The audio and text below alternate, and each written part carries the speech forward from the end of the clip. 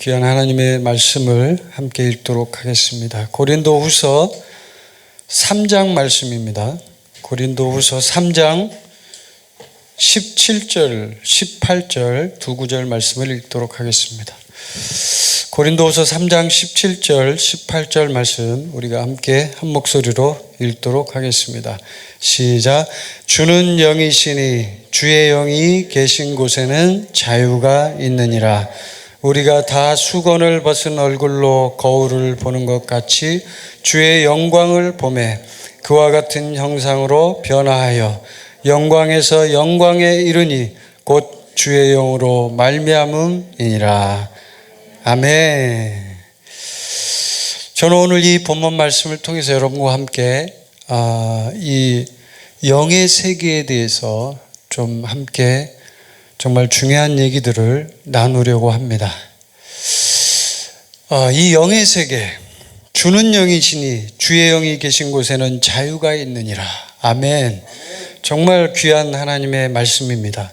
오늘 이 고린도후서 3장은 사도 바울이 이제 고린도 교회들에게 쓴 두 번째 편지입니다. 고린도 전서는 첫 번째 편지고 고린도후서는 두 번째 편지입니다. 이 두 번째 편지를 바울이 쓰면서 고린도 교회 성도들의 문제가 무엇인지, 또 그들에게 있는 영적인, 특히나 영의 세계에 대한 문제가 무엇인지, 이런 부분들을 좀 진짜 간절하게 바로잡고자 했습니다. 그래서 이제 본격적으로 고린도전서 3장부터 시작해서 그 부분을 확 써내려 갑니다. 근데 이 3장에서 오늘 아주 중요한 말씀을 18절에서 바울이 하고 있습니다. 그래서 이제 이 영의 세계에 대한 부분, 특히나 우리가 영의 세계 안에서 일어나고 있는 여러 가지 일들, 영적 전쟁, 영적 성장, 여러 가지 것들을 우리는 많이 얘기를 합니다. 그러나 실제로 우리가 영의 세계를 얼마나 잘 이해하고 있는지는 또 다른 문제입니다. 어떤 그 젊은 남자가 두 명이 있었습니다. 이 젊은 남자는 이제 갓 30살이 된 아주 젊은 그리고 건강한 남자였습니다. 이 젊은 남자 두 명은 이 세상을 지금까지 살아오는 이 30년의 세월 동안 본인들이 경험했던 그 본인들만의 그런 세계가 있었습니다.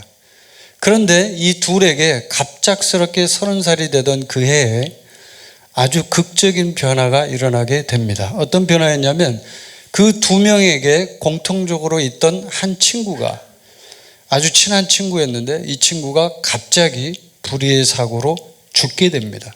아주 친했던 친구예요. 그래서 이 세 명이 항상 밥도 같이 먹고 같이 이야기하고 놀고 술도 마시고 이러던 아주 친한 그런 친구였는데 이 친구가 갑자기 죽었는데 그 죽은 이유가 이해할 수 없는 불의의 사고로 죽습니다. 도저히 이해가 안 되는 거예요. 어떤 과학과 이성과 세상의 어떤 이론으로 설명이 안 되는 그런 불의의 사고로 친구가 죽습니다. 그러니까 이 두 친구는 그 사고를 보면서 충격을 받아요. 야, 우리도 이렇게 죽을 수 있구나. 30살이 되던 해는 또 굉장히 생각이 많잖아요. 사람이 30살이 되면요, 뭐 40살도 그렇고 50살도 그렇고 뭐 다 그렇겠지만 30살이 되면 특히나 미래에 대한 걱정과 과거에 대한 후회가 두 가지가 겹쳐 있는 그런 나이거든요. 이제 좀 잘 해봐야 되겠다라는 것도 있지만 또 한편으로는 과거에 내가 좀 잘 20대 때 잘 못했구나 이런 이제 후회를 하는 그런 나이인데 마침 또 그 나이 때 그렇게 고민할 나이에 자기들이 함께했던 이 친한 친구가 죽어버리니까 얼마나 충격이 컸겠어요. 그래서 이 두 친구가 어느 날 둘이 같이 술집에서 만나서 술을 마시면서 깊은 고민에 빠집니다. 야, 우리 어떻게 하지 이제? 우리 앞으로 어떻게 살지? 정말 삶에 희망이 없는 것 같다 하면서 둘이 막 술잔을 기울이면서 고민하는 차에 이 둘이가 아주 일생일대의 최고의 결단을 합니다. 그 결단은 뭐였냐면 이거였습니다. 우리가 볼 때는 지금 이 죽음이 정말 알 수 없는 죽음이다. 그렇다면 우리가 지금까지 살아온 이 30년의 인생 동안 겪어봤던 그 경험으로 비춰볼 때 분명히 어떤 영혼의 세계라는 것이 있다. 영혼의 세계는 있는데 그 영혼의 세계에서 뭔가가 일어난 것 같다. 그래서 우리 친구가 죽은 것 같다. 그렇다면 우리가 이 영혼의 세계에 대해서 한번 배워보자 하고 결정을 내리게 됩니다. 그래서 이 두 친구가 어디를 가게 됐냐면 서로 약속을 했어요. 한 친구는 교회를 가고 한 친구는 무당을 찾아갑니다. 그래서 한 친구가 무당을 찾아간 이 친구는 그 무당의 밑에서 열심히 배웁니다. 영혼의 세계가 무엇인지 무당이 가르쳐 줍니다. 뭐 여러 가지 가르쳐 주겠죠. 또 한 친구는 교회를 갔습니다. 교회에 가서 열심히 목사님 설교를 듣고 성경을 공부합니다. 이 친구가 간 교회는 보편적으로 우리가 알고 있는 그런 교회였습니다. 복음주의 교회였습니다. 어쨌든 하나님의 말씀을 공부하고 열심히 그 영혼의 세계에 대해서 탐구했습니다. 그 두 친구가 1년 후에 이제 만났어요. 1년 후에 만나서 식사를 하면서 얘기를 하는데 이 두 친구가 어떤 얘기들을 나눴을까요, 여러분? 굉장히 궁금하죠? 네, 굉장히 궁금했을 것 같아요. 한 친구는 무당이 되었고 한 친구는 기독교의 신자가 되었어요. 기독교 신자. 한 친구는 무당 비슷한 무당의 제자가 되었어요. 이 두 사람이 만나서 어떤 대화를 나눴을까요? 여러분, 분명히 이 둘은 자기들이 지금까지 배워왔던 영혼의 세계에 대한 이해를 자기들이 막 열심히 설명했을 것입니다. 저는 오늘 여러분에게 이 얘기를 하면서 이 지금 이야기를 성령님이 저에게 가르쳐 주신 얘기예요. 지금 한 얘기가 영의 세계에 대해서 우리가 좀 그리스도인들이 좀 깊이 있게 이해하고 정말 정확하게 이해하고 또 그 영의 세계를 잘 이해함으로 인해서 우리가 영적인 세계에서 영적 전쟁에서도 승리할 수 있고, 그렇죠? 영적 전쟁 실제적입니다. 불의의 사고로 죽을 수도 있는 거예요. 그렇게 실제적인 거예요. 그리고 영적 세계에서 우리가 우리의 영적 생명이 성장해야 합니다. 그러면 영적인 세계, 이 영의 세계가 무엇인지를 우리는 알아야만 하는 거예요. 나는 영이다. 나는 혼을 가지고 있고 나는 몸 안에 산다. 이런 얘기를 늘 하면서 사는 우리일지라도 우리가 영의 세계에 대해서 잘 이해하지 못한다면 고린도 교회 성도들처럼 영의 세계에 실제적으로 몸담고 살고 있음에도 불구하고 그 영의 세계를 제대로 이해하지 못함으로 인해서 엄청난 실수를 범하게 되는 것입니다. 오늘 이 메시지는 정말 여러분에게 또 이 방송을 통해서 함께하는 분들에게 정말 중요한 메시지가 될 것입니다. 왜냐하면 영의 세계는 우리 그리스도인들에게 또 이 세상에 있는 모든 사람에게 매우 중요한 세계입니다. 믿습니까, 여러분? 네, 영의 세계 여러분 믿습니까? 있다는 걸? 네, 이 불신자 청년, 30살 청년 2명이 그 영혼의 세계를 알고자 교회를 다니고 무당에 가서 공부했어요. 근데 이제 그 뒤에 스토리를 보면 이 교회를 다닌 30살 청년은요, 1년 후에 그 복음주의 교회를 나오게 됩니다. 왜 나오냐면 1년 동안 열심히 공부를 했어요. 성경 공부를 하고 성경 말씀을 배우고.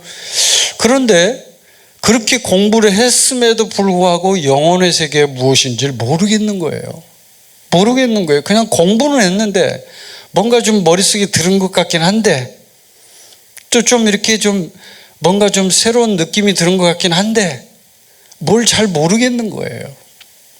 그러니까 예수님을 못 만난 거죠. 공부를 했지만. 그래서 이 친구가 어디를 가냐면요, 이제 좀 알았잖아요. 한 1년 교회를 다니다 보니까 좀 영적으로 성령을 추구하고 또 소위 말해서 성령에 대해서 아는 순복음 계통의 교회를 가게 돼요. 그래서 거기 가서 막 이제 신앙생활을 다시 시작을 하는데 거기 갔더니 과연 거기는 영적인 세계를 알려줘요. 기도부터 시켜. 야, 너 기도해. 너 소나무 뿌리를 뽑아야 돼. 너는 소나무 뿌리를 한 개 뽑으면 너는 영의 세계를 배우게 돼. 그래서 막 이 친구가 열심히 서울의 삼각산에 가가지고 막 소나무를 붙잡고 밤에 기도도 하고 도시락 싸갖고 가서 열심히 기도합니다. 막 부르짖고 방언도 받고 뭔가 하여튼 좀 변화가 일어나기 시작했어요. 그런데 이 친구에게 하나 또 고민이 생겼습니다. 어떤 고민이었냐면, 자, 이게 지금 영의 세계예요. 영의 세계인데 이 청년이 한 가지 이해할 수 없는 아주 중요한 문제가 있었습니다. 그래, 영의 세계야. 하나님의 세계 분명히 맞아. 하나님이 움직이시는 세계야. 그런데 이 영의 세계에 들어와서 기도하고 뭔가를 하다 보니까 이 청년이 하나 느낀 게 있어요. 이 영의 세계 안에는 어떤 악한 영과 선한 영이 있구나 하는 것을 알게 되기 시작합니다. 그때부터. 악한 영이라는 게 있고 선한 영이 있구나. 그전엔 잘 몰랐어요. 이 친구가 교회를 다녔어도 몰랐어요. 그랬는데 기도를 하다 보니까 이제 그걸 느끼기 시작하는 거예요. 그런데 이 악한 영이라는 것이 이 청년이 느낀 건 더욱 놀라운 것은 기도하는 나에게도 악한 영이 찾아오더라는 거예요. 찾아와서 확 속삭이고 이야기도 하고, 아니 이게 어떻게 된 일이야? 선한 영이면 선한 영이어야지 왜 악한 영도 같이 와? 그때부터 이 청년은요 고민에 빠지게 돼요. 그래서 그 뒤에 어떤 일을 했을까요? 그 무당 친구를 만나요. 무당한테 가서 배운 그 청년 친구. 그 친구를 만나서 얘기를 해보니까 아니 자기하고 비슷해요. 별로 차이가 없어. 여기는 기독교, 여기는 무당. 둘이 별로 차이가 없는 것 같은 느낌이 드는 거예요. 여러분, 이 이야기를 통해서 우리는 아주 중요한 것들을 한번 생각해 봐야 합니다. 중요한 것들을 여러분 마음속에 깨달아야 합니다. 여러분, 기독교 내에도요 무당 같은 사람들이 있어요. 왜 기독교 내에 무당 같은 사람이 생길까요? 그거는 진짜 영이 무엇인지를 모르기 때문에 그런 거예요. 영혼의 세계에 대해서 알고 싶어요. 알고 싶어서 공부하고 막 했지만 이 영혼의 세계가 어떻게 움직이는지를 제대로 모르는 거예요. 그냥 기도해, 삼각산에 가서 소나무 뿌리 뽑아, 이렇게 했지 그게 실제적으로 어떻게 작용하는지를 안 가르쳐 준 거예요. 누구도 가르쳐 준 적이 없고 그냥 기도해, 기도하면 성령님이 역사해, 이렇게 한 거예요. 그러니까 모르는 거죠. 잘 이게 악령인지 이게 지금 성령인지 구분을 못하는 거예요. 정말 안타까운 일이죠. 그 무당 친구를 만나서 얘기해 보니까 자기나 별 차이가 없더라는 거예요. 자기는 기독교라는 이름을 쓰고 있고 얘는 무당이라는 것뿐이지 비슷하더라는 거예요. 왜 그런 차이가 일어났을까요, 여러분? 여기에 있어서 중요한 한 가지 문제는 무엇일까요? 그건 바로 성령님이 저에게 말씀하신 거예요.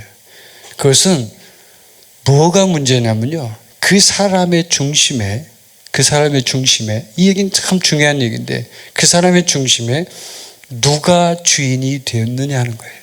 누가 주인이 되었느냐. 내가 주인이냐 아니면 하나님이 주인이냐 이거예요. 성령님이 주인이냐. 이 주인 되심에 대한 명확한 기준과 믿음과 확신이 서지 않은 상태에서, 그러니까 하나님이 주인이죠. 성령님이 주인이죠. 명확하죠. 제가 지난주에 설교할 때 고레스에 대한 얘기를 했죠. 그때 그 성령님이 저에게 말씀하신 얘기가 있었는데 그게 뭐냐면 하나님이 하나님됨을 알게 하려고 고레스를 세웠다 그랬거든요. 그럼 그 하나님이 어떤 하나님이냐 이거예요. 하나님 많아요. 가시라는 거는 많다고. 이 세상에 신이 많아요. 온갖 신이 있다고요. 그 신 중에 그 신이 누구냐 이거죠. 무당도 신을 믿어요, 여러분. 알죠, 여러분? 네. 무당도 신을 믿는다고. 그 신이 누구냐가 중요한 거죠. 그래서 이 청년이 이제 그때부터 깨닫기 시작했어요. 내 안에 계신 그분이 주인이 누구냐가 중요한 거였구나. 주인이 예수 그리스도여야 되는구나. 주인이 바로 성령님이어야 되는구나 하는 거를 알기 시작한 거예요. 그때부터 이 청년이 달라지기 시작했어요. 주인은 바로 예수 그리스도구나. 이게 참 중요한 거예요, 여러분. 이 성령을 추구하는 분들이요, 성령에 대해서 많이 공부하고 막 기도하고 소나무 뿌리 뽑고 하지만요, 진짜 주인이 누군지 정해놓지 않고 신앙생활해요, 여러분. 가서 물어보면 뭐라고 하는 줄 아세요? 우리 아들 잘 되기 위해서 자기가 믿는데. 그럼 뭐예요, 그거는? 그건 바로 우리가 한국에서 늘 얘기하는 기복신앙이에요, 기복신앙. 여러분의 신앙의 중심이 어디에 있느냐 이 말이죠. 그 중심이 하나님이냐 아니면 여러분 자신이냐 이거죠. 그 두 청년도 똑같아요. 인생의 주인은 본인이에요, 자신이에요. 본인 자신이 영혼의 세계를 탐구하기 위해서 본인들이 연구하고 열심히 찾아간 거예요. 무당도 마찬가지예요. 본인이 주관이 돼서, 본인이 주인이 돼서 그 세계를 이해하고 그 세계를 알고 싶었던 거예요. 여러분, 이건 굉장히 중요한 것을 우리에게 말합니다. 굉장히 중요해요. 영의 세계에서 주인을 미리 정해놓고 하는 이 부분은요, 영적 전쟁의 승패를 가름할 수 있을 만큼 중요한 작용을 합니다. 이게 주인이 누군지를 명확히 아는 사람은 영적 전쟁에서 승리할 확률이 높아지는 거예요. 왜? 누구를 섬겨야 될지를 명확히 알잖아요. 내가 아니고 이 세상도 아니고 나의 교만도 아니고, 그렇죠? 나를 높이는 것도 아니고. 제가 이 메시지를 준비하면서 이제 그걸 물어봤어요, 성령님께.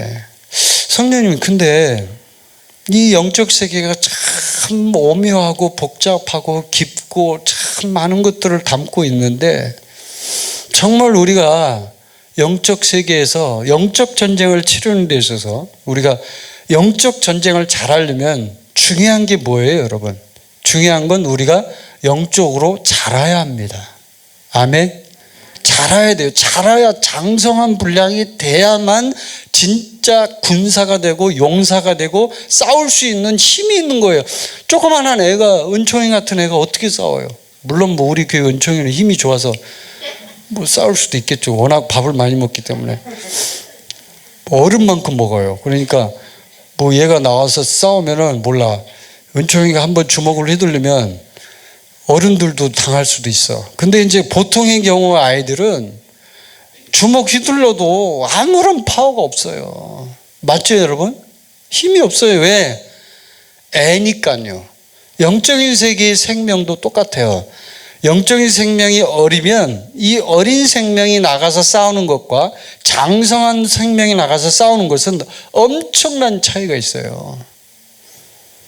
마귀가요, 알아요, 그걸. 너, 아이고, 요 5살밖에 안 된 놈, 요 놈, 귀여운 놈 하면서 마귀가 그렇게 상대를 한다니까요. 그런데 영적으로 장성한 분량이 되면 마귀가 또 알아요. 함부로 건드리질 못해요. 그래서 우리가 자라야 되는 거예요. 자라야 되는 게 굉장히 중요해요.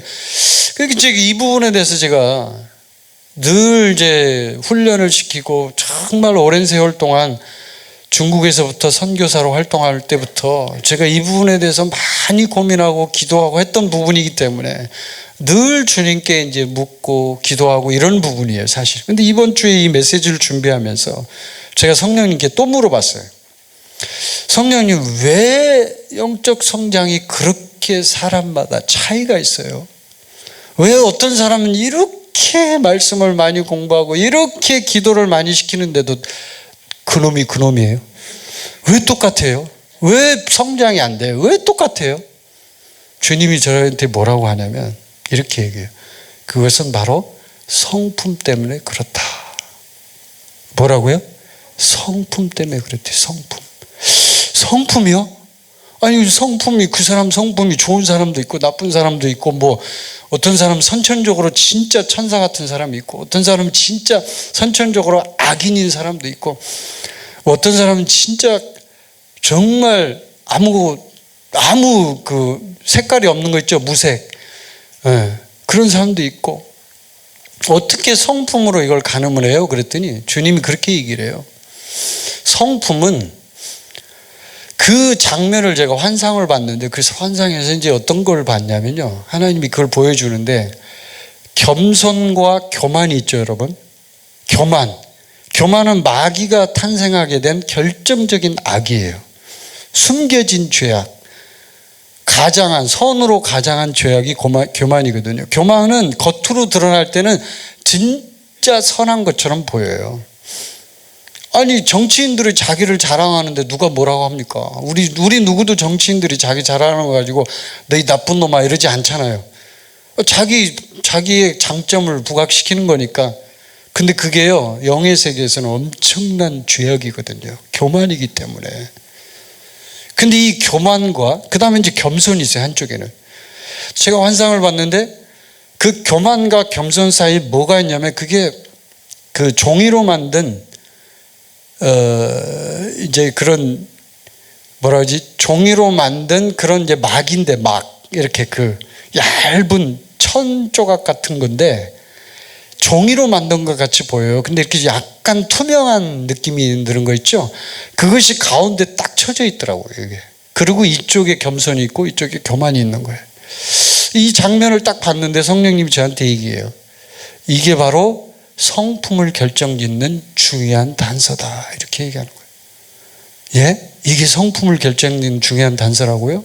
왜 그래요? 그랬더니 이 겸손과 교만처럼 성품은 아주 얇은 종이로 된 그 막으로 쳐져 있는, 그러니까 거기는 뭐 얼마든지 우리가 옮기려면 겸손해서 교만은 그냥 쉽게 가는 거예요. 여기서 이쪽으로 옮기는데 너무 쉬워서 그냥 이렇게 쑥 지나가면 끝나버린다는 거예요.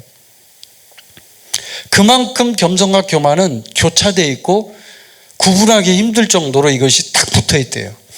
그리고 거기를 경계를 넘나들기가 너무 쉬운 거예요. 이렇게 돼 있대요, 이렇게. 근데 그게 왜 성품에 결정적인 영향을 줘요? 그랬더니 성품이라는 게 이렇다는 거예요. 성품이, 자 보세요. 자, 이걸 이제 설명하면 여러분 이해하기 쉬울 거예요. 우리가 영이라는 걸 한번 생각해 봅시다. 영의 세계에 대해서 우리가 공부할 때 늘 우리가 하는 말, 나는 영입니다 할 때 그 영이 뭐예요? 그 영. 나는 영입니다 하는 그 영이 혼이에요? 영이에요? 몸이에요? 영이죠. 분명히 혼이 아니에요. 근데 여러분, 나는 영입니다 할 때 그 영이요, 실상은 우리가 혼을 포함하고 있는 영이라는 걸 아셔야 돼요. 이해되세요? 많은 사람들은 그냥 영이다 그러니까 우리 교회에서 그렇게 공부했어, 영. 그렇게 이해하니까 혼은 빼놓고 영만 있는 걸로 생각하는데 착각이에요. 혼이 같이 붙어 있다고요. 왜? 우리가 그렇게 살아왔어요. 지금까지 수많은 세월 동안 혼과 영이 붙어 있는 상태로 살아왔다고요. 그래서 영이 거의 작용하지 못할 정도로. 그건 무슨 얘기냐면 영은 본래의 색깔이 어떤 색깔을 갖고 있어요, 여러분? 하나님의 색깔을 갖고 있어요. 이 스피릿이라고 하는 영은 본래 하나님이 주신 거예요. 하나님이 주신 거예요. 본래 하나님 거예요. 물론 모든 게 다 하나님이 주신 거지만 혼은 인간이 갖고 있는 고유의 소울이라고 하죠. 고유의 어떤 영역이에요. 그런데 영은요, 고유의 영역이 아니에요. 영은 하나님의 호흡, breath, 하나님의 호흡을 불어 넣으니 인간이 살아있는 혼이 되었더라. 이렇게 되어 있죠, 성경에.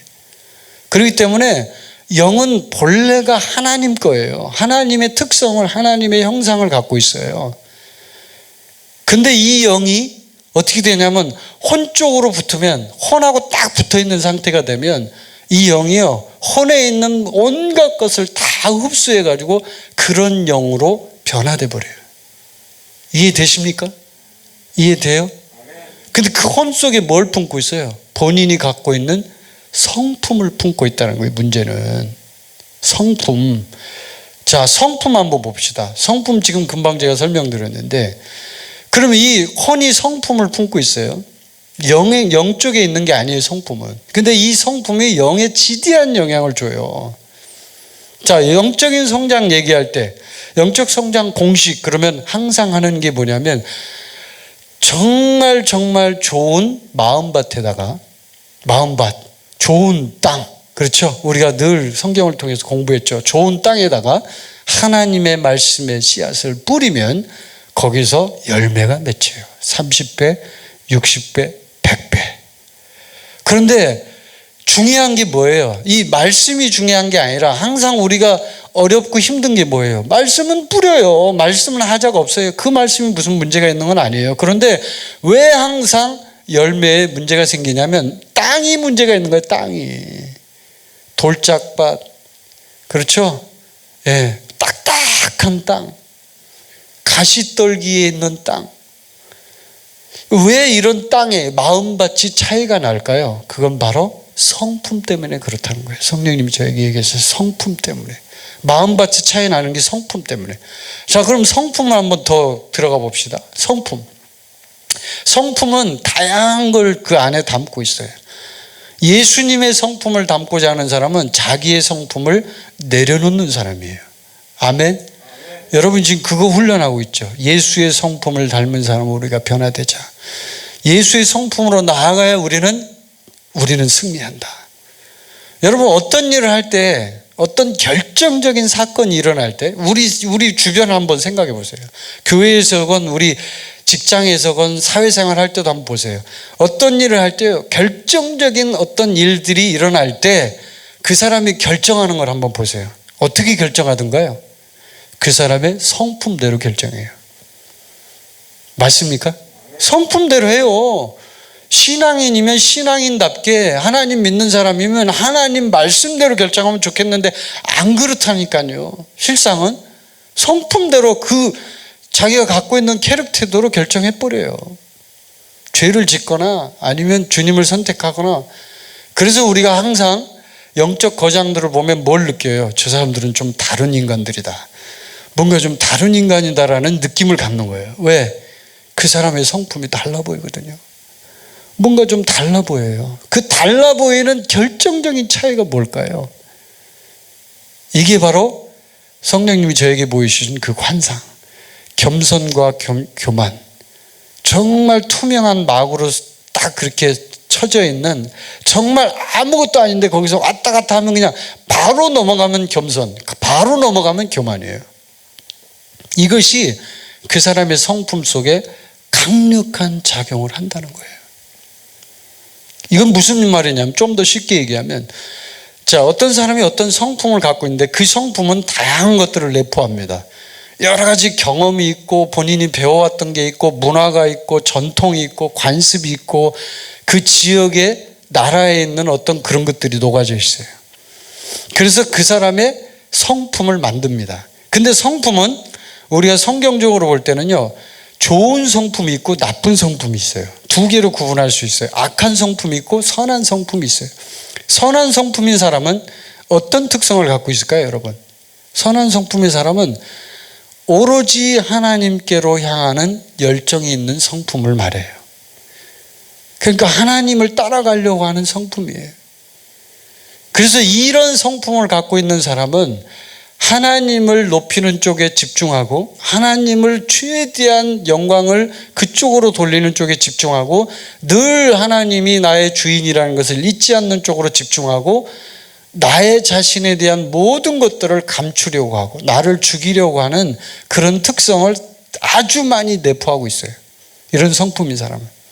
그걸 바로 성경에서는 선한 성품이라고 합니다. 이해되십니까?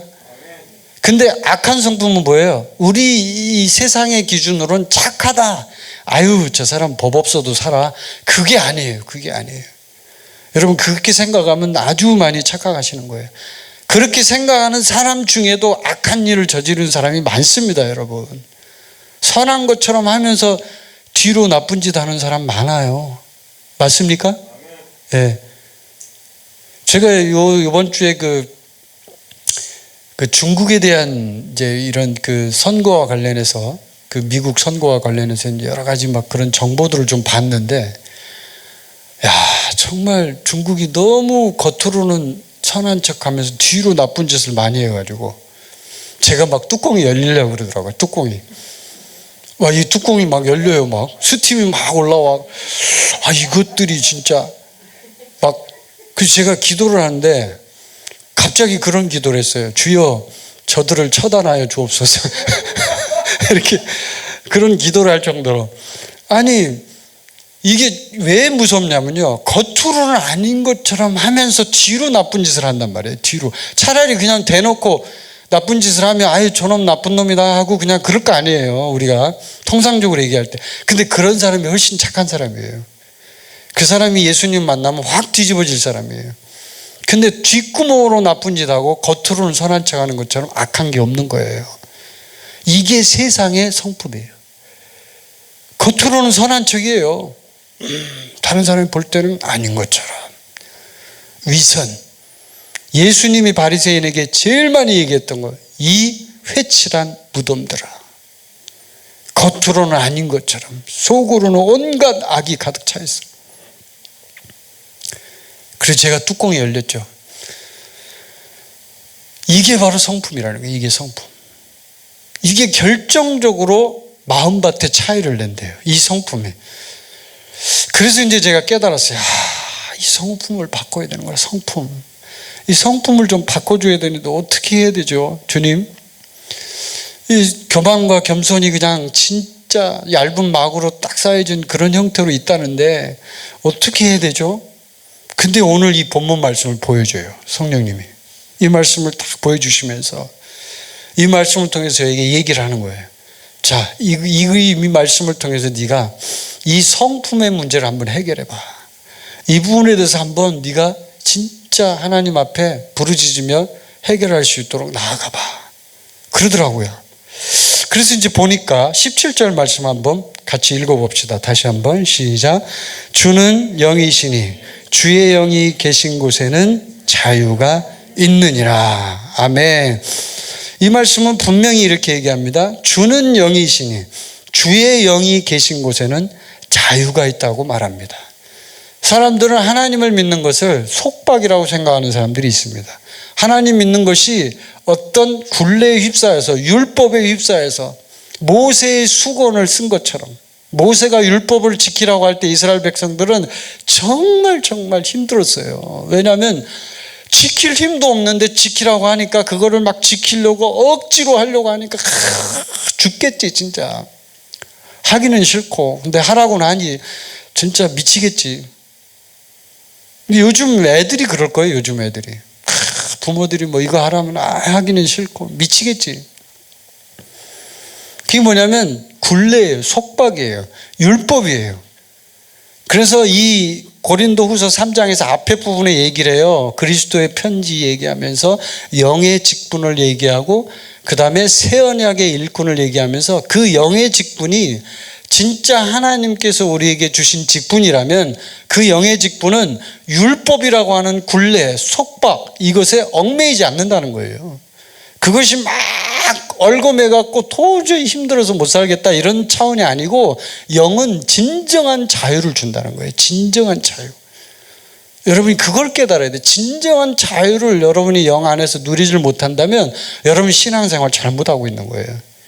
우리 교회에서 신앙생활 할지라도 여러분이 진지하게 한번 심사숙고해 봐야 돼요. 진짜 내가 진짜 율법적으로 하고 있지 않나. 하라고 하니까 선교사님이 하래. 아우 훈련하래. 아우 군사훈련하래. 6개월 동안 미치겠어. 나 하루에 3시간씩 훈련해. 이런 분들은 6개월 끝나고 나면 도루묵이에요. 옛날로 돌아가요. 왜? 자유가 없잖아. 자유가. 시키는 거는 했지만 진짜 자기가 좋아서 해야죠. 진짜 자기가 갈망해서 해야죠. 자기가 주님을 추구하는 마음이 있어야죠. 그게 성품을 결정짓는다고 아까 얘기했잖아요. 진짜 선한 성품은 하나님을 추구하는 사람이에요. 세상에서 말하는 그 선하다는 기준이 아니에요. 여러분, 케네스 긴 목사님이 어느 날 이 얘기는 꼭 여러분에게 해야 될 것 같아요. 성령님 지금 하라고 하는데 어느 날 이제 어떤 목사를 만났어요. 케네스 긴 목사님이. 근데 그 목사를 만나서 얘기를 해보니까 아유 영적으로 너무 느낌이 안 좋아요. 케네스 기는 이제 그 영적 직감이 아주 발달된 사역자였거든요. 근데 이 사람이 유명한 사람이에요. 그리고 그 당시 미국에서 상당히 영적 세계에 대해서 많이 훈련하고 또 성령 사역도 하고 치유도 많이 하고 사람들에게 인기도 있고 실제로 사역의 열매도 많이 일어났어요. 치유도 많이 일어났고 실제로 성령님이 역사하시기도 했고 실제로. 그런데 이 목사를 케네스 세긴이 만나보니까 어떻게 불편한지 마음이 너무너무 불편한 거예요. 근데 이 목사하고 만난 뒤로 그 목사를 추종하는 어떤 사업가를 만나요. 이 케네스 세긴 목사님이. 그 사업가가 케네스 세긴 목사님한테 이 얘기를 하는 거예요. 목사님, 제가 저 목사님하고 같이 이렇게 사역을 지금 하고 있는데요. 저 목사님은 어느 날 저한테 이런 얘기를 해요.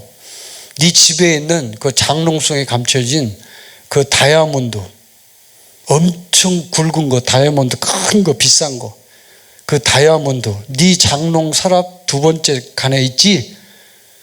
그 다이아몬드 가져다가 나한테 주래. 성령님이 나한테 주래. 이렇게 얘기를 하더래요. 어느 날 이 목사가. 그래서 이 사업가가 왜냐하면 그 장롱 두 번째 서랍에 숨겨놓은 이 다이아몬드는 자기 부인하고 자기밖에 모른다는 거예요. 아무도 모르는데 이 목사가 딱 알고 얘기를 하니까 이건 분명히 성령님이 얘기한 거구나 하고 그걸 가져다가 줬다는 거예요. 근데 케네스 세긴 목사님이 그게 이제 책에 있는 거거든요. 그 책에서 그렇게 얘기해요. 이거는 악령의 역사다. 왜요? 이게 뭐예요? 이 다이아몬드 반지를 자기에게 가져오라고 시킨 이 목사의 그 의도가 뭐예요? 의도가 여러분. 의도가 뭐예요? 여러분 한번 생각해 보세요. 이 목사가 지금 거꾸로 한번 생각해 봐야 돼요, 여러분이. 이 다이아몬드 반지를 가져오라고 해서 그 다이아몬드를 본인이 취할 이유가 뭐예요? 굳이 그거를 딱 알아내가지고 그걸 가져오라고 할 이유가 뭐냐고. 그건 탐심이에요, 여러분. 맞습니까? 그건 본인이 욕심낼 문제가 아니에요. 사역자가 그걸 왜 욕심을 내요?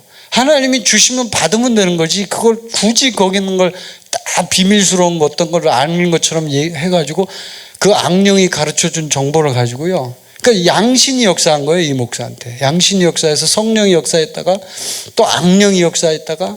왜요? 성령님의 기름 부음이 없어질 때는 자기 능력이 없잖아요. 알 수가 없는 거예요. 지식의 말씀 은사가 작동을 안 하니까 모르겠는 거예요. 모르니까 본인이 계속 쥐어 짜내려고, 영의 세계가 이렇게 무섭다니까요, 여러분. 쥐어 짜내려고 막 기도를 하니까 어떤 게 찾아오냐면요, 악령이 찾아와요. 그래가지고 야, 네가 나하고 타협하자.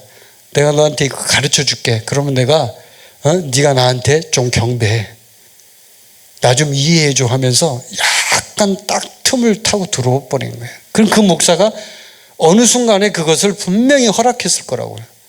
요놈이 들어왔을 때, 왜냐면 답답하니까, 지금 성령이 역사 안 하니까 본인 답답하고 음성이 안 들리거든.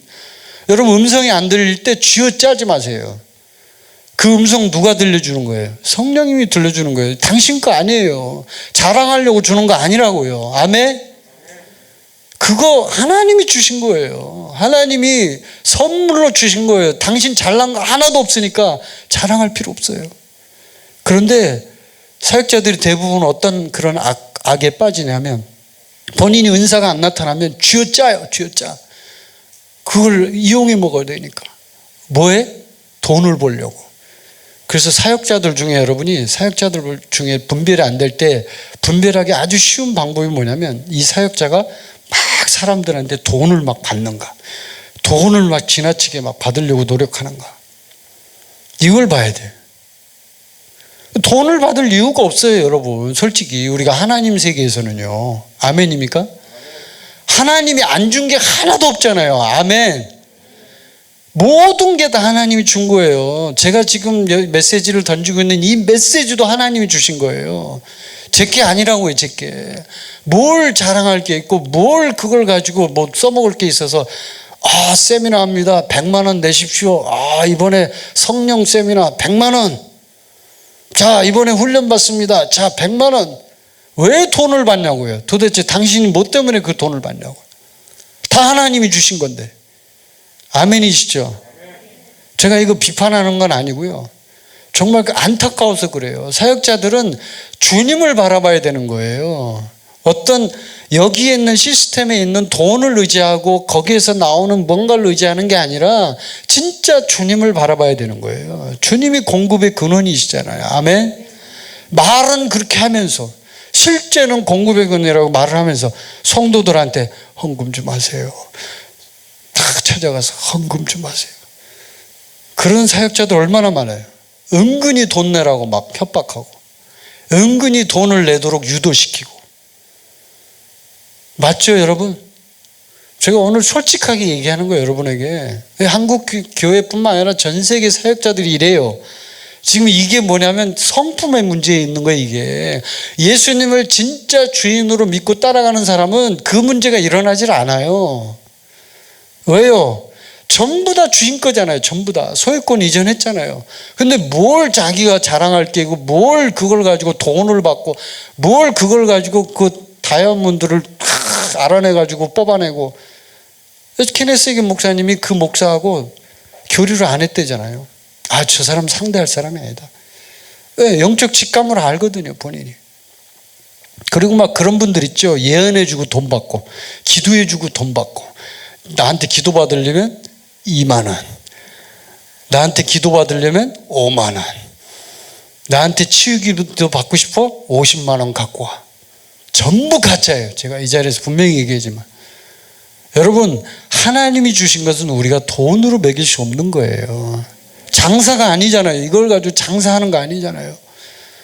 솔직히 우리가 얘기해 보자는 얘기예요. 장사 아니잖아요. 이거 가지고 우리가 성도들을 섬기려고 하는 거지. 이거 가지고 우리가 무슨 돈 벌어서 뭐 손선미하고 제가 막 우리는 재벌이야 재벌 뭐 이러려고 그거 합니까?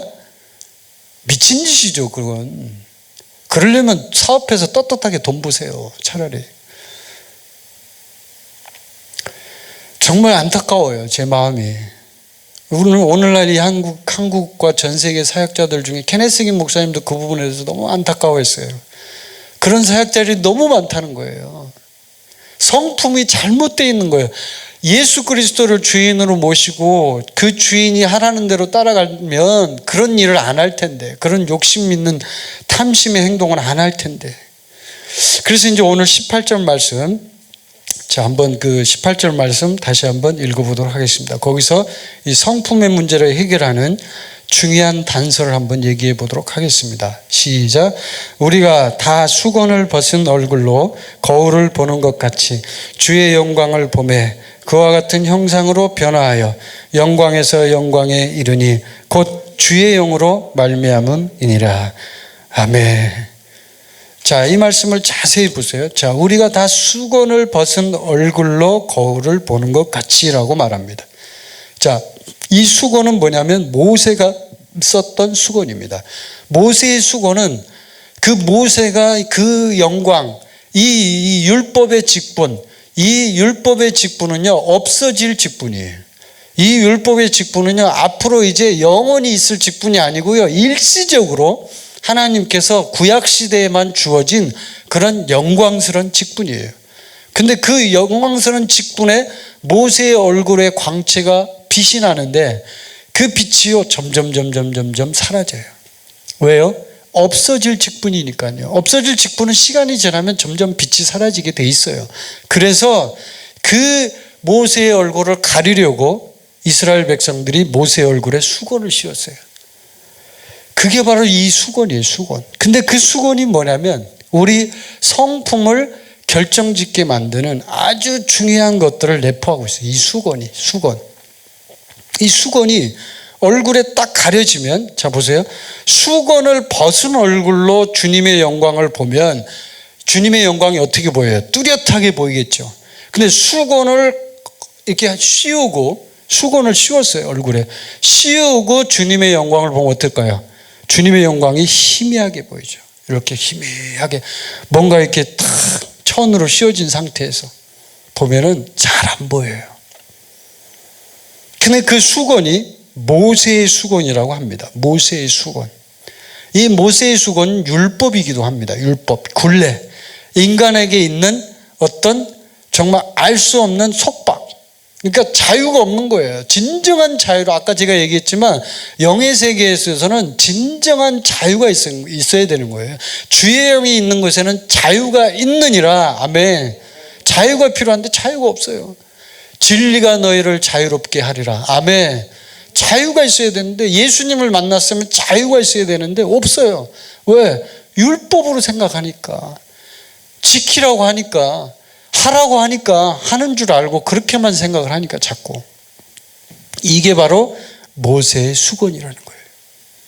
여러분이 훈련할 때 본인의 성품을 변화시키는 이 굉장히 중요한 단서는 뭐냐면 모세의 수건을 벗겨야 되는 거예요. 벗겨야 돼. 여러분 마음에 있는 수건을 안 벗기면 여러분 성품 안 바뀌어요. 절대로 안 바뀌어요. 김은총 이 성품 절대로 안 바뀌어요. 안 바뀐다니까. 과자 좋아하는 그 성품 절대로 안 바뀌어요. 안 바뀐다고. 평생 가도 안 바뀌어요. 왜? 모세의 수건이 덮고 있으니까. 그 수건이 딱 막고 있으니까 그 성품이 바뀌지 않는다고요. 그리고 이 모세의 수건은 뭘 또 얘기하냐면, 이제 성령님이 저에게 얘기하신 건 이렇게 얘기하더라고요. 인간의 영광이라고 얘기해요. 인간의 영광. 그러니까 주님의 영광이 있고 인간의 영광이 있어요. 인간의 영광은 인간을 높이고 인간 중심이고 인간을 주인으로 하는 형태의 모든 걸 말해요. 인간이 서로, 너희가 서로 영광을 취하느라고 나의 영광을 모르는구나. 성경에 이런 말씀이 있거든요. 서로 영광을 취하는 거예요. 서로. 자, 네가 나 칭찬해줘. 그럼 나도 너 칭찬해 줄게. 서로 칭찬하고 서로 막 영광을 취하고 서로 잘났다고 그러고 막. 내가 보기엔 그놈이 그놈인데 다 거기서 거긴데. 그게 인간의 영광이라는. 그 인간의 영광 속에 뭐가 들어있어요? 교만과 겸손이 왔다 갔다 하는 거예요.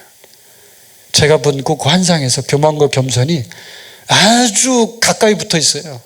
그러니까 조금만 옆으로 확 옮기면 교만이 되고 조금만 옆으로 확 옮기면 겸손이 돼버려요.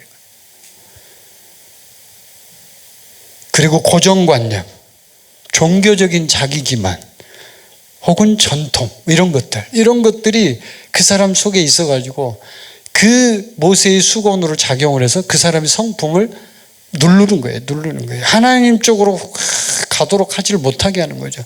성품이 하나님 쪽으로 향하지 않으면요, 이 성품 안 바뀐다니까요. 원래 인간이 갖고 있던 천연적인 자연적인 성품은요 안 바뀌어요. 여러분, 그건 절대로 변하지 않아요. 여러분이 육체를 벗기 전까지는. 근데 그 인간이 갖고 있는 천연적인 성품을 변화시킬 만큼 강력한 성품이 있어요. 그게 바로 신의 성품이에요. Divine Nature, 신의 성품. 신의 성품에 참여하는 자가 되게 하려 하심이니라.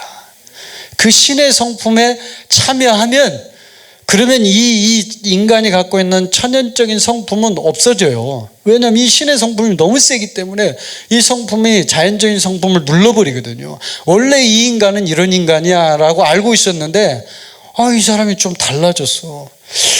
좀 달라. 옛날엔 진짜 그랬는데 이상해. 요즘 좀 달라졌어. 은총이가 요즘 너무 엄마 말을 잘 들어. 요즘 얘가 좀 이상해. 뭐가 좀 변화가 일어났나 봐. 이게 바로 신의 성품의 작용이에요. 신의 성품이 작용을 하니까 이게 그 갖고 있던 자연적인 성품이 눌러져 버리는 거예요. 이럴 때 변화가 일어나는 거예요, 여러분. 자연적인 성품 안 변한다니까요. 그 김은총 안 변해요. 절대로 그 성품 똑같아. 그 성격 그대로 있다고요. 저도 저의 성품 그대로 있어요. 지금도. 최근에 저보고 그런 분들이 가끔, 우리 형제들이 목사님 요즘 많이 변했어요 이래요.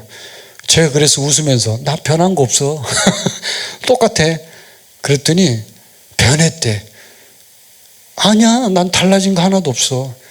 내가 얘기하는 건 뭐냐면 나의 성품의 입장에서는 변한 게 없어요. 나라는 인간 성품 똑같아. 그대로 있어요. 근데 그게 뭐냐면 바로 그거예요. 신의 성품이 작용을 하니까 그 신의 성품이 이 자연적인 성품을 누르는 거예요. 누르니까 하나님을 추구하는 쪽으로 자꾸 바뀌어져 가는 거죠. 그러니까 그 전에 안 하던 짓도 하고, 그 전에 안 하던 기도도 더 하고, 예? 그 전에 안 하던 말씀도 더 많이 읽고, 그렇게 책을 좋아하는데 책도 좀 많이 좀 자제하고 덜 읽고, 이렇게 그렇게 이제 바뀌어져 가더라 이 말이에요. 그래서 이제 좀 변화됐다 이렇게 느끼는 거지, 자연적인 성품 안 바뀌어요 여러분. 똑같아요 그게. 그래서 여러분, 이 모세의 수건 매우 중요합니다. 우리가 수건을 벗지 않으면 주의 영광을 볼 수가 없어요. 주의 영광을 봐야만 그와 같은 형상으로 변화됩니다. 아멘. 거기 성경 구절 보세요. 우리가 다 수건을 벗은 얼굴로 거울을 보는 것 같이 주의 영광을 보매, 주님의 영광을 보죠. 그러면 그와 같은 형상, 주님의 형상으로 변화돼요. 아멘. 이게 수건을 벗고 주님의 영광을 보는 거예요. 이 영광이란 말은 단어를 제가 원어에서 찾아보니까 단어가 어떤 단어를 쓰냐면 독사라는 단어를 써요. 독사. 뱀 독사가 아니고요. 발음이 독사예요. 독사. 영광이 헬라어로 독사라는 단어인데, 이 독사가 어떤 뜻이 있냐면 거룩, 위엄, 찬양, 경배 이런 뜻이 있어요. 굉장히 거룩하다, 위엄하다, 위엄이 있다 이 말이죠. 그리고 찬양하다, 경배하다 이런 뜻을 이제 독사라는 단어가 갖고 있는데, 그 영광을 보면 볼수록 어떻게 되냐, 이 뜻은 뭐냐면 그와 같은 형상으로 주님의 영광을 보면 볼수록 변화된다는 거예요. 그와 같은 형상으로. 그러니까 영광을 더 많이 보면 어떻게 돼요? 더 많이 변화되겠죠. 영광을 보면 볼수록 변화되는 거예요. 영적 성장이 이게 바로. 그래서 우리가 우리의 성품을, 이 모세의 수건을 벗지 않는 이상은 성품이 안 바뀐다 그랬잖아요. 성품이 변화될 수 있는 여지가 없다 그랬잖아요. 모세의 수건을 벗고 이 성품을 주님의 성품으로, 신의 성품으로 바꿔지면서 이 사람이 주님의 영광을 보잖아요. 주님의 영광. 주님의 영광은 뭐예요? 제가 물어봤어요. 저 이 구절을 가지고 과거부터 한 진짜 오랜 세월 동안 묵상했던 구절이에요, 이 구절이. 근데 이제 이번에 설교 준비를 하면서 제가 주님께 물어봤어요. 영광이 뭐예요, 주님? 영광이 그냥 거룩, 위엄, 찬양, 경배, 독사. 이렇게만 하면 우리가 이해하기가 너무 힘들잖아요. 영광이 뭐예요, 하나님? 그랬더니 4가지를 얘기하더라고, 저한테. 4가지를. 첫 번째는 주님의 임재래, 임재. 이 영광이 주님의 임재. 역대하 7장에 보면 이런 말씀이 있어요. 솔로몬의 기도를 마침에 불이 하늘에서부터 내려와서 그 번제물과 제물들을 사르고 여호와의 영광이 그 성전에 가득하니, 여호와의 영광이 여호와의 전에 가득함으로 제사장들이 여호와의 전으로 능히 들어가지 못하였고, 이스라엘 모든 자손은 불이 내리는 것과 여호와의 영광이 성전 위에 있는 것을 보고 돌을 깐 땅에 엎드려 경배하며 여호와께 감사하여 이르되 선하시도다, 그의 인자하심이 영원하도다 하니라. 아멘. 이 말씀 알죠 여러분? 네, 여호와의 영광이 성전에 가득하다. 이게 뭐냐면 임재라는 거예요. 임재. 이걸 얘기하더라고요 저한테.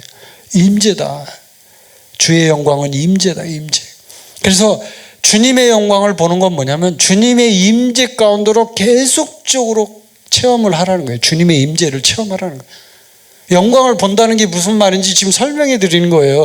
이렇게만 여러분이 이해하면 영광을 보는 게 뭐야? 어떻게 봐야 돼? 몰라요. 알 수가 없어요. 성경이 비밀스러운 코드가 있는 책 같아요. 그래서 어떤 말들은 이해가 잘 안 되잖아요. 제가 물어보니까 그렇게 얘기를 하셔요. 임재 가운데로 들어가도록 예배의 자리로 가라 이거예요. 예배의 자리로 가서 계속 주님의 임재를 체험하는 거예요. 오늘도 우리가 예배했잖아요. 조금 전에.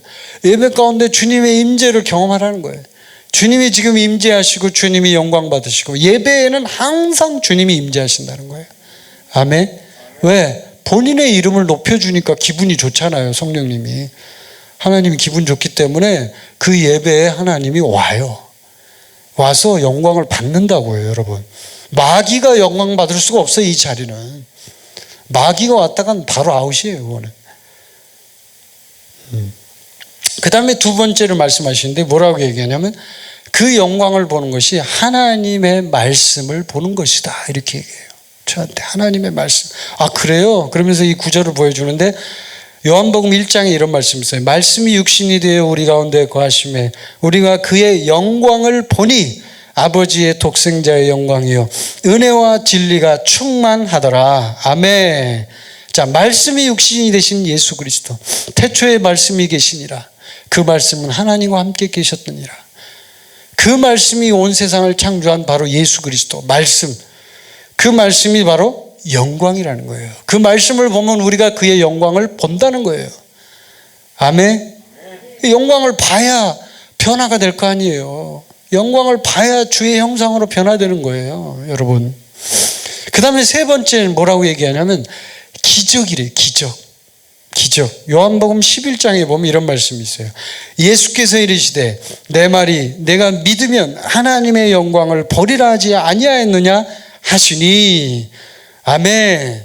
이건 무슨 얘기예요? 나사로가 죽었다가 살아난 사건, 그걸 얘기하죠. 기적이에요, 기적. 하나님의 기적의 체험으로 계속 들어가는 거예요. 주의 영광을 본다는 거예요. 첫 번째는 임재, 두 번째 하나님의 말씀.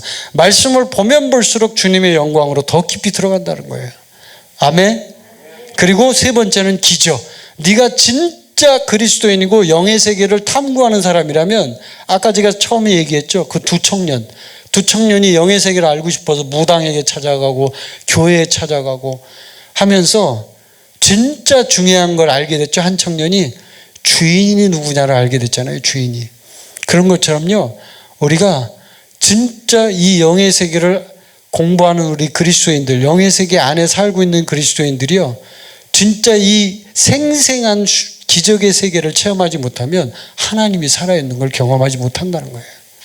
아멘. 하나님이 살아있어. 근데 하나님이 살아있어. 불신자들, 세상에 있는 사람들하고 똑같아. 별 차이가 없어. 그건 뭐예요? 아무 차이가 없는 거죠. 우리가 진짜 하나님을 믿는, 참신을 믿는 사람이라면 기적이 일어나야 되는 거예요. 아멘. 미라클 제너레이션이 돼야 되는 거라고요. 미라클 제너레이션. 아멘. 자, 그 다음에 네 번째, 주님이 이 네 번째가 제일 중요해요, 사실은.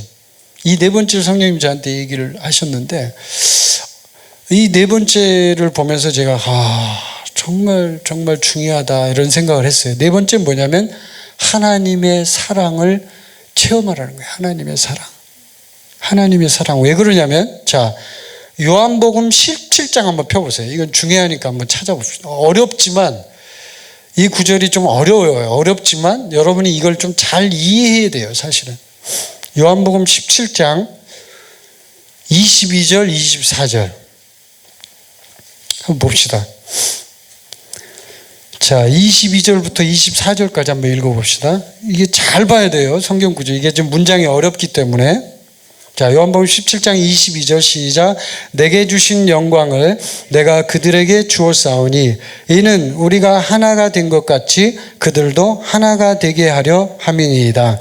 곧 내가 그들 안에 있고 아버지께서 내 안에 계시어 그들로 온전함을 이루어 하나가 되게 하려 하심은 아버지께서 나를 보내신 것과 또 나를 사랑하심 같이 그들도 사랑하신 것을 세상으로 알게 하려 함이로소이다.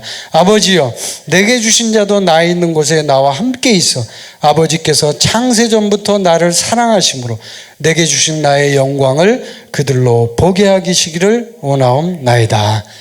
아멘. 자, 이 구절을 보니까 뭐가 생각나요?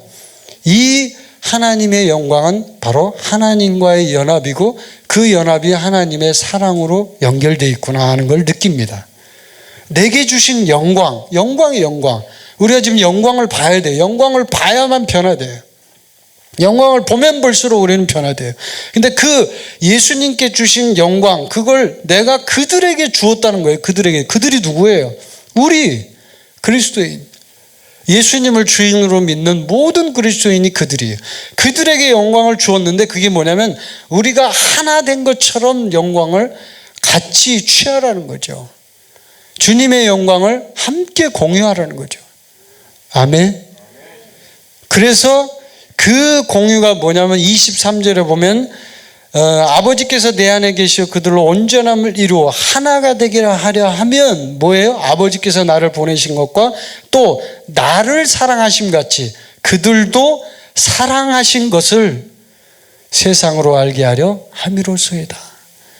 그러니까 서로 사랑하라 이거예요. 서로 사랑하라. 하나님을 사랑하고 서로 사랑하라. 이 말을 하면 무슨 말이 떠올라요? 마지막 새 계명.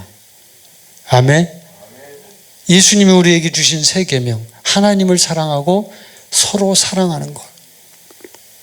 그것이 마지막 영광이에요. 마지막 영광. 주님이 저에게 말씀하신 게. 그 사랑을 체험하지 않으면 영광에서 영광으로 변화되지 않는데요. 이 네 가지를 저에게 말씀하셨어요. 첫 번째는 임재, 두 번째는 말씀, 세 번째는 기적, 네 번째는 사랑. 정말 중요한 것들이. 근데 제가 이 음성을 들으면서 그렇구나. 이 영광이 이런 것들을 내포하고 있구나. 이런 것들을 말씀 속에 다 있더라고요. 이게 보니까 이 말씀을 다 보여주시면서 성령님 이제 저한테 찾게 하셔서 이렇게 다 말씀들을 찾아본 건데, 근데 이 말씀 속에 다 있어요. 이게 그 영광이 전부 이것들과 연결돼 있어요. 그러면서 제가 느낀 건 이렇게 영광으로 직접적으로 이런 것들을 우리가 훈련하고 주님 앞에 나아가지 않으면 우리는 변화되기가 힘들겠구나 하는 걸 제가 느끼게 됐어요. 그래서 오늘 본문 말씀을 보면 이렇게 얘기하죠. 주의 영광을 보면 그와 같은 형상으로 변화하여 영광에서 영광에 이른다, 이렇게 말씀하고 있어요. 영광에서 영광에 이른다. 이건 뭐예요? 더 큰 영광에 이른다 이거예요. 다른 성경 번역본을 보면 더 큰 영광에 이른다. 그러니까 처음에 영광은 작은 영광이었는데 더 큰, 점점 더 큰 영광으로 가는 거예요. 우리가 신의 성품에 따라가서 우리의 자연적인 성품을 버리고 신의 성품을 참여하면 점점 더 그쪽으로 가면 우리가 점점 주님의 영광을 보게 될 것이고, 주님의 영광을 보면 볼수록 더 큰 영광을 보게 되는 거예요. 아멘. 주님의 임재도 마찬가지예요. 점점 더 큰 임재가 오는 거예요. 점점 더 큰 하나님의 말씀의 계시가 오는 거예요. 점점 더 큰 기적이 일어나는 거예요. 점점 더 큰 하나님의 사랑을 느끼는 거예요. 아멘. 여러분, 사랑도요, 느끼는 정도가 사람마다 달라요. 어떤 사람은 주님의 사랑을 깊이 느끼는 사람이 있고, 어떤 사람은 주님의 사랑을 조금밖에 모르는 사람이 있어요. 맞죠, 여러분? 달라요. 아무리 똑같은 사랑을 얘기해도 진짜 주님의 사랑을 깊이 느끼는 사람은 뭔가 달라도 달라요. 다르다고요. 왜? 그만큼 영광에서 영광으로, 더 큰 영광으로 변화되어 가기 때문에 그 사람은 점점 더 주의 영으로, 영광에서 영광으로, 더 큰 영광으로 변화되어 가는 거예요. 아멘. 예, 그래서 저는 저와 여러분이 진짜 이런 사람으로 우리의 성품이 바뀌어서 진짜 영의 세계 안에서 정말 핵심적인 게 뭐냐면 성품이에요. 성품. 그 인간이 바뀌지 않는다고요. 아무리 바꾸려고 해도 안 바뀌어요, 이 인간이. 근데 그 인간을 바꾸는 유일한 방법은 뭐냐면 신의 성품으로 바꾸는 거예요. 아멘. 그리고 또 하나는 주님의 영광을 보는 거예요. 이게 영적 성장에 있어서 아주 중요한 원리예요. 이걸 모르면 영적 성장을 아무리 여러분이 성경 말씀을 많이 읽고 기도를 하고 해도요, 이런 기본적인 것들이 안 돼 있으면 도루묵으로 돌아간다니까요. 나중에 결정적인 일이 발생하면 그 사람 성품대로 행동한다니까요. 그 성품이 얼마나 신의 성품으로 변화되어 가느냐에 따라서 그 사람 성품이 바뀌어져 가는 거예요. 자연적인 성품은 남아 있거든요. 그대로. 그 성격 그대로 있거든요. 그대로 있다고요. 그 성격. 근데 그 성격이 신의 성품으로 이것이 점점 가려져 가면서 바뀌어져 가면서 사람이 좀 달라져 가기 시작하는 거예요. 그럴 때 마음밭이 좋아지고 하나님의 말씀을 뿌렸을 때 그것이 자라는 거죠. 열매를 맺는 거죠. 근데 이게 안 하고 성품은 하나도 훈련하지 않고 은사만 달래, 그냥 주여 불러 이러면서 막 그것만 하고, 가서 막 그냥 소나무 뿌리는 뽑았는데 인간은 똑같아. 뭐합니까 그러면은? 은사는 받았어, 인간은 똑같아. 그러면요, 그 사람은 성장하지 않아요. 그게 고린도 교회의 현주소잖아요. 고린도 교회가 언적으로 어린아이이기 때문에 얼마나 바울이 고민을 많이 했습니까? 제발 좀 자라라 니네들. 은사를 쓰고 은사를 사용하는 니네들이 도대체 왜 이 모양이냐, 왜? 좀 영적으로 자라야지. 그게 뭐냐면요, 결국은 제가 이번에 준비를 하면서 깨달은 게 성품이에요, 성품. 성품의 바탕이 안 돼 있으니까 이게 영적으로 성장할 수가 없는 거예요. 마음밭이 좋질 않은데요, 여러분. 이 인간이 바뀌질 않는데요. 그런 외식적인 행동 안 바뀌는데요. 겉으로는 하면서 속으로는 딴 마음 품고 있는. 이번 주에 제가 뚜껑 열린 거. 이런 행동들, 이런 게 전부 성품에서 나오는 거예요, 여러분. 정직한 사람은 정직의 성품을, 신의 성품을 따라가죠. 아무리 불리해도요, 절대로 거짓말하지 않아요. 아멘? 거짓말하지 않아요. 신의 성품에 있는 사람은 주님이 야, 사실대로 얘기하는 거예요. 주인이 하라고 하니까. 근데 이 자연적 성품, 인간의 성품을 갖고 있는 사람은 자기 본래 그것으로 돌아가 버리거든요. 그러니까 막 거짓말하고 막 온갖 그냥 뒤로 나쁜 짓 다 하고. 하여튼 제가 이번 주에 진짜 뚜껑이 열렸는데 제가 그 중국의 행태를 보면서 야, 정말 이렇게 악할 수가 있구나. 주여 저들을 심판하여 주옵소서. 제가 이렇게 기도를 할 정도였으니까. 근데 하여튼 그럼에도 불구하고 우리는요, 그건 주님께 맡기고. 아멘. 뭐 그거 그렇다고 우리가 중국을 심판하겠습니까? 뭐 그럴 수 없잖아요. 어쨌든 그거는요, 주님께 맡겨야 돼요. 왜? 전쟁은 주님께 속했으니까. 우리는 주님께 맡기고 주님 싸워주십시오. 대신 가서 좀 거기 진핑이 형님 좀 가서 좀 만져주세요. 이렇게 주님께 맡겨요. 주님이 만져주는 거죠. 아멘. 네.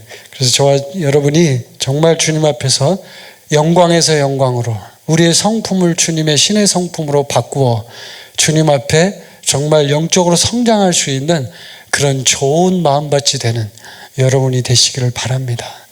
그래야만 여러분 살 수 있습니다. 그래야만 여러분이 이 마지막 시대에 엄청난 영적 전쟁에 승리할 수 있습니다. 여러분 못 이깁니다. 여러분 준비하지 않으면 못 이겨요. 옛날 과거로 다 돌아갑니다. 선교사님이 계속 여러분에게 얘기하죠. 이제 앞으로 엄청난 시련이 올 것이다. 그 시련에서 여러분이 이런 대비를 하지 않으면요, 옛날로 돌아가 버린다니까요. 김은총이 옛날 성품 그대로 돌아가 버려요. 옛날 그 방식대로 한다고. 옛날에 하던 대로. 그래서 여러분에게 제가 강력하게 권면합니다. 여러분을 준비하십시오. 여러분의 성품을 바꾸십시오. 영광을 보십시오. 그 영광을 봄으로 인해서 여러분이 변화되십시오. 그래야만 삽니다. 아멘. 우리 함께 기도하겠습니다.